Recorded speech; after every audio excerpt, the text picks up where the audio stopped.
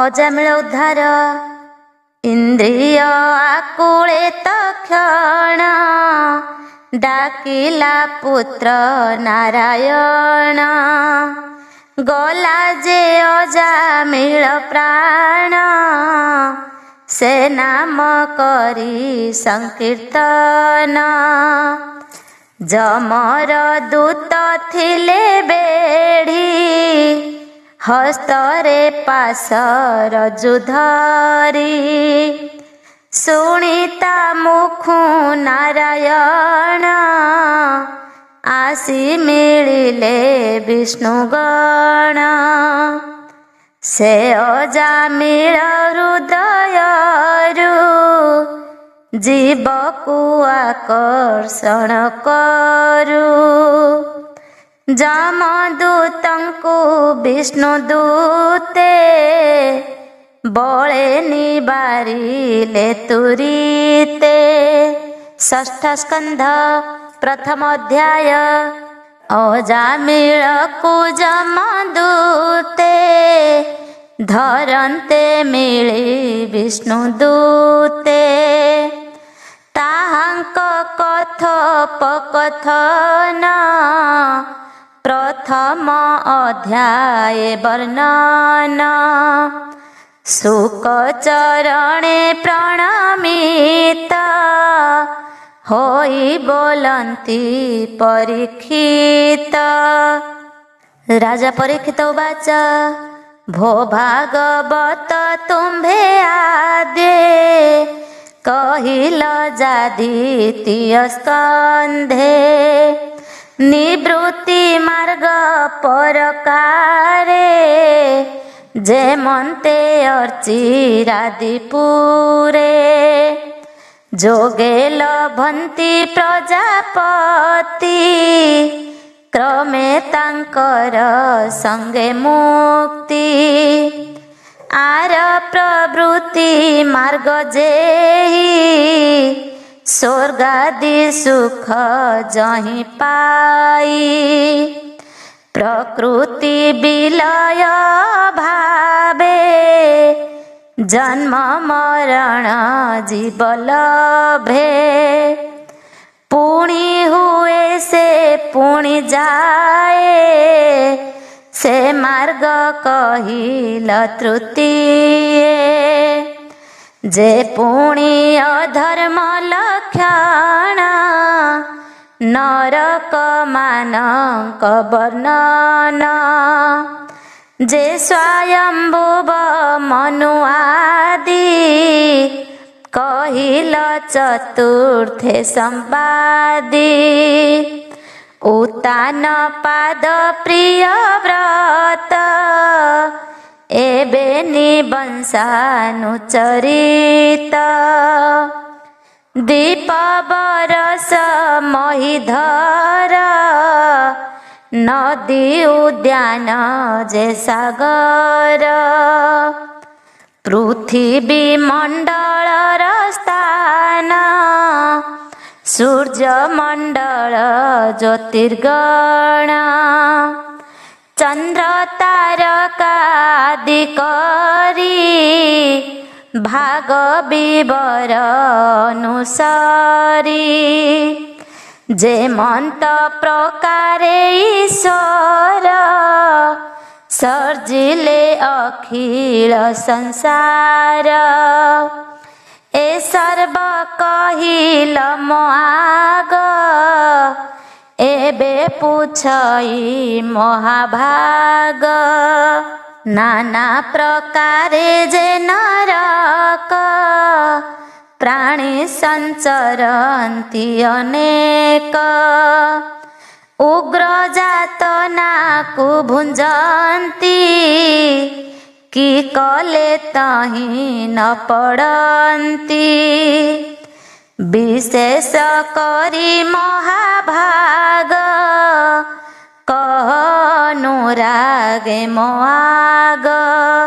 श्री शुक उवाच मन वचन शरीर रे जे प्राणी पाप कार्य करे इहल करे देह धरी जेबे प्रायश्चित न करी किय बा परम ईश्वरे पूजा न करे भक्ति भरे अथवा नाम संकीर्तने श्रद्धा न करे भगवाने निश्चय जातना नरक से प्राणी लभंती अनेक जे बण प्रकारे भिषक करई चिकित्सा अनेक रोगर गुरु लघु जानी निदान कथा परिमाणी तेमंत मरणर आगे संजत मना होई बेगे पापर निवारण अर्थे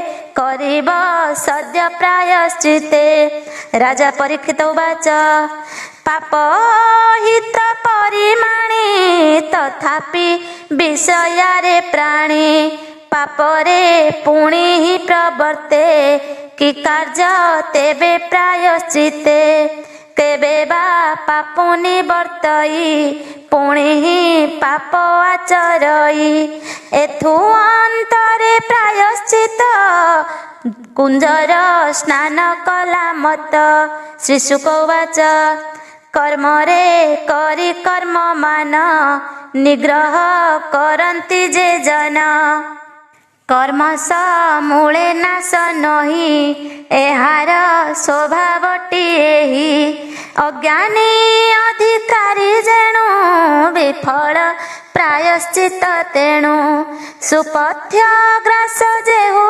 करे ताकु व्याधि पीड़ा न करे एही नियम जे करन्ति क्रमे कल्याण से लभंती देह वचन बुद्धि घेणी से जे पाप करी थाए प्राणी तपस्या जम नियमरे समद मत्याग शौचरे सत्य ब्रह्मचर्य दीक्षारे ज्ञानी नाशन्ति पाप घोरे जे सने दहई सकल बेणुर गुल्म दाबा नळ केही केवल भक्ति करी गोविंद पादे आश्रय करी अघोशेष करे नाश हिम जे सनेर वित्रास हे राजा अघवंत जेहि तपे पवित्र तेड़े नही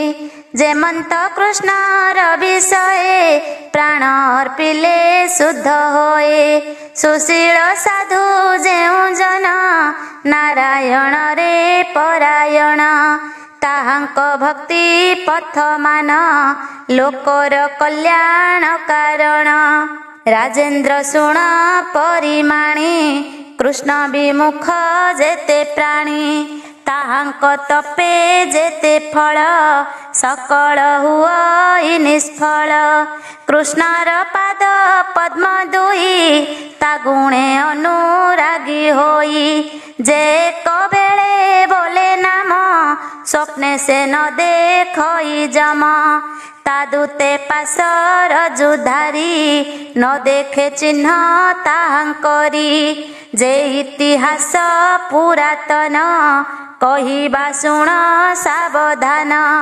विष्णुक दूत जमदूत संवाद अति अद्भुत कान्यकु बुझ नामे देश अजामिलर तहि बास आश्रमे द्विज से बोलाई स्वभावे दासी पति होई सदाचार को नष्ट करी दासीर संसर्ग आचरी कैतव चौर्य पणे थाई कुत्सित कर्म आचरई एमंते केते दिन गला ताहार पुत्र उपुजिला से नगरे थाई दासीपति पुत्र पालने सदामती 88 बयस ताहार काल होइला नृपवर वृद्ध बयसे तार पुत्र होइला 10 परिमित कनिष्ठ नाम नारायण पितार आनंद कारण ताहार तहि चित्त थोई अन्यत्र केबे न देई बालक स्वभावे अल्यल कहई बचन कोमल ताहार लीला मान देखी हरस के पारिब लेखी भोजन जन जल पान बेले नाना प्रकारे सुख भोले बालक स्नेह बस होई अग्रे भोजन तारे देई मरण न जाणई मूढ़ बालक स्नेह चित्त दृढ़ मरण काल उपगत तक्षणे करी दृढ़ चित्त बालक नाम नारायण मति निवेशिला तक्षण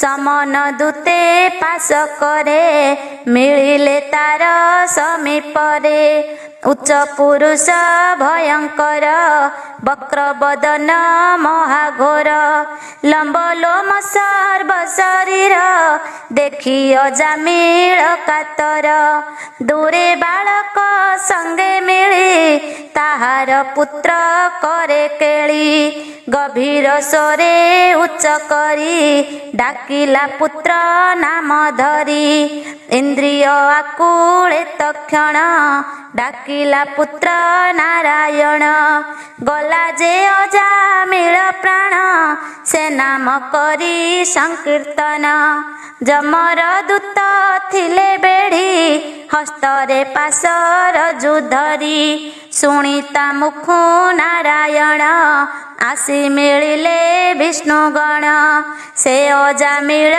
हृदयरु जीवकु आकर्षण करू जमदूतंकु विष्णुदूते बळे निबारिले तुरिते बई बसत प्रभु जार से दूत मानक उत्तर विष्णु दूत मानकु कही तुम्भे निबार काहीं पाई धर्म राजार आज्ञा मान किं पाई करू छलंघन काहार तुम्भे माने दूत काहू बा अइल तुरित किं पाई आंभ को निरोध किबा उत्तम तुम्भे सिद्ध किबा देवता तुम्भे माने थाओ देवंक सन्निधाने तुम्भर चक्षु पद्म तुल्य विराजे किरीट कुंडल उरे लंबई बनमाळ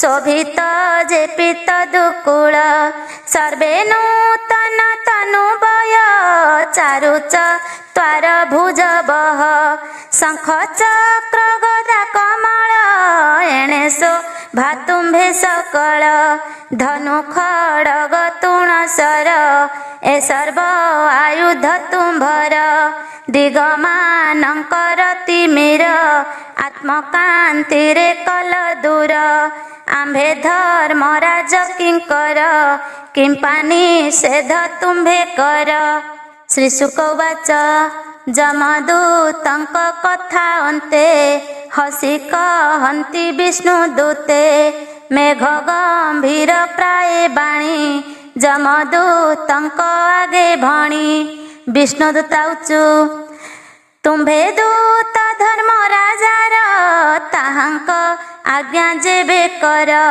धर्म धर्मर लक्षण कहिबा आंभर आगेण प्राणी की कले दंड पाई दंडर स्थान के बाहोई दंड को सहई के मनते मनुष्य जंतु ए जगते जमदूत उचु वेद विहित जेते कर्म से ही संसारे नित्य धर्म ता बिना अन्य कर्म जेते अधर्म बोलंती जगते साक्षाते वेद नारायण ए निश्चय ब्रह्मार वचन ए वेद अपना शक्ति रे सतर जतम गुण रे गुण नाम क्रिया रूप रे यथा तथारे भिन्न करे सूर्य चंद्र दिग आकाश पवन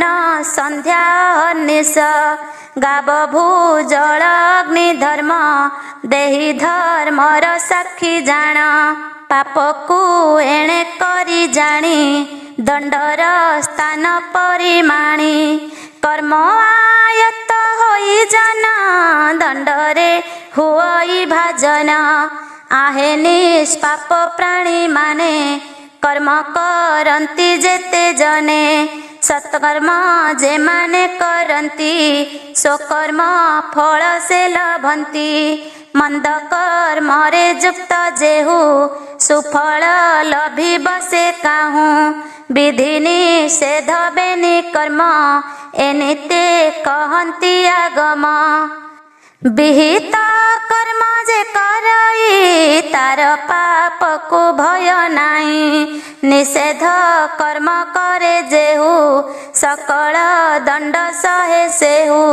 ଏ ଘେନି ବେଦ ବ୍ରହ୍ମମୟେ ସୁଜନ ବେଦ ମାର୍ଗେ ରହେ। ଧର୍ମ ଧର୍ମ ଆଚରଣ କରନ୍ତି ଯେହୁ ପ୍ରାଣୀ ମାନ। ସେ ପ୍ରାଣୀ ମାନେ ଅବନିରେ ଫଳାଫଳକୁ ଭୋଗ କରେ। ହେ ଦେବ ଶ୍ରେଷ୍ଠ ତୁମ୍ଭେ ମାନେ ସଂସାରେ ପ୍ରାଣୀ ମାନେ ଯେହ୍ନେ। ତ୍ରିବିଧ ଲକ୍ଷଣ ଲଭନ୍ତି ଯେ ଯଥା କର୍ମ ଆଚରନ୍ତି।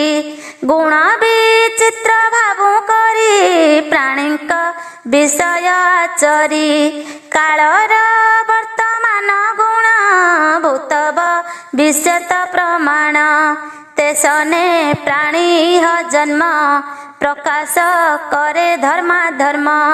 ଯେ ଧର୍ମ ରାଜ ଜନ୍ତୁ ସାଇ ସେ ସଂଯମନି ପୁରେ ଥାଇ।